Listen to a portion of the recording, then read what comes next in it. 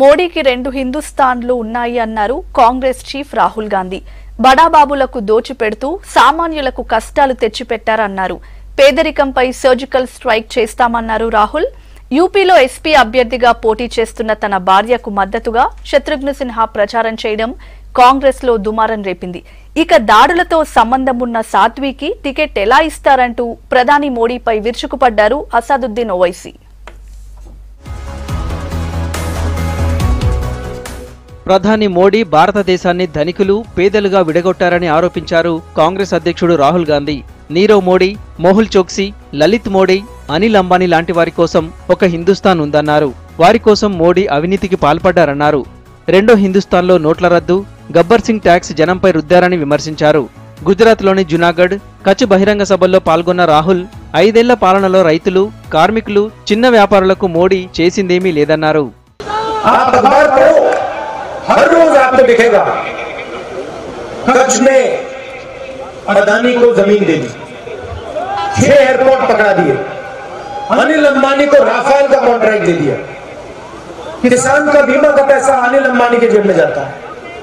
हर रोज आप पढ़ो किसी ना किसी अरबपति को हिंदुस्तान की सरकार पैसा देती है। तो हमने सोचा अगर नरेंद्र मोदी अरबपतियों को पैसा देता है तो कांग्रेस पार्टी गरीबों को पैसा देके दिखा देगी. లోక్సభ ఎన్నికల్లో ఈవీఎంలను ఉపయోగించడంపై అసంతృప్తి వ్యక్తం చేశారు ఓవర్సీస్ కాంగ్రెస్ అధ్యక్షుడు శ్యామ్ పిట్రోడా. ఒక ఇంజనీర్గా, టెక్నికల్ ఎక్స్పర్ట్గా ఈవీఎంల పనితీరుపై తమకు అనుమానం ఉందన్నారు. అయితే అందులో ఏం సమస్య ఉందో తనకు తెలియదన్నారు శ్యామ్. हम आपको कहते हैं कि as an engineer, as technical expert, I am not satisfied with EVM, but I have not been able to pinpoint, क्योंकि हमारे पास ईवीएम मशीन नहीं है. हमें ईवीएम मशीन कोई दे 1 साल के लिए स्टडी करने के लिए तो हम आपको कुछ कह सकते हैं, लेकिन इतना है कि कुछ गड़बड़ है. क्या है हमें नहीं पता. ఉత్తరప్రదేశ్లోని అజంగఢ్లో సమాజ్వాదీ పార్టీ అధ్యక్షుడు అఖిలేష్ యాదవ్ నామినేషన్ వేశారు. లక్నో మహాకూటమి అభ్యర్థిగా పూనం సిన్హా నామినేషన్ వేశారు. పట్నా కాంగ్రెస్ అభ్యర్థి పూనం సిన్హా భర్త శత్రుఘ్న సిన్హా, అఖిలేష్ యాదవ్ భార్య డింపుల్ యాదవ్ నామినేషన్ కార్యక్రమంలో పాల్గొన్నారు. దేశం కోల్పోయిన గౌరవాన్ని పునరుద్ధరించేందుకు ఈ ఎన్నికలు జరుగుతున్నాయని శత్రుఘ్న చెప్పారు.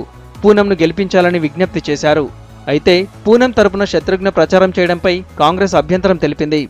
पत्नी को यहाँ पे अपने बच्चों के साथ लखनऊ और आपके बीच हवाले किया है ताकि ये मेरा भी दूसरा घर बने और दूसरा घर रहे और आप लोग के साथ सुख दुख का भागीदार बनते हुए अपने प्रदेश उत्तर प्रदेश को और अपने लखनऊ को आगे बढ़ाते हुए देश को गौरवान्वित कर सके. ప్రధాని మోడీని అబద్ధాల కోరులకు రాజుగా అభివర్ణించారు ఎంఐఎం చీఫ్ అసదుద్దీన్ ఓవైసీ.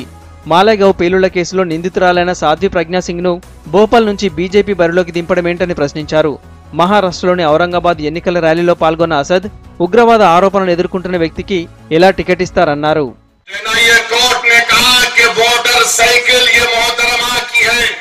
जिस पर आज भी इल्जाम है मालेगांव के 6 लोगों के कत्ल का, टेररिज्म का, हिंदुस्तान के वजीर आजम तुम झूठे हो, तुम झूठों के शहंशाह हो. तुम नहीं समझे मेरी बात, कल समझ में आएंगी. टीवी चैनल पर बोलेंगे ओवैसी ने एक और भड़काऊ भाषण दिया क्योंकि मैंने इनके बाप को कहा इसलिए इनको तकलीफ होती. తమిళనాడులో కాంగ్రెస్ డీఎంకే కూటమి విజయం సాధిస్తుందన్నారు కేంద్ర మాజీ మంత్రి, కాంగ్రెస్ సీనియర్ నేత చిదంబరం. మోడీ పాలనపై ప్రజల్లో తీవ్ర అసంతృప్తి ఉందన్నారు. The Tamil people want a change of government both at the center and following that in the state. That is why there is overwhelming support for the secular progressive front formed by the DMK, Congress and the allied parties. వారణాసిలో ప్రియాంక గాంధీ పోటీపై కాంగ్రెస్లో జోరుగా చర్చ జరుగుతోంది. ప్రియాంక పోటీపై త్వరలోనే Rahul Gandhi clarity ఇస్తారని party వర్గాలు చెబుతున్నాయి.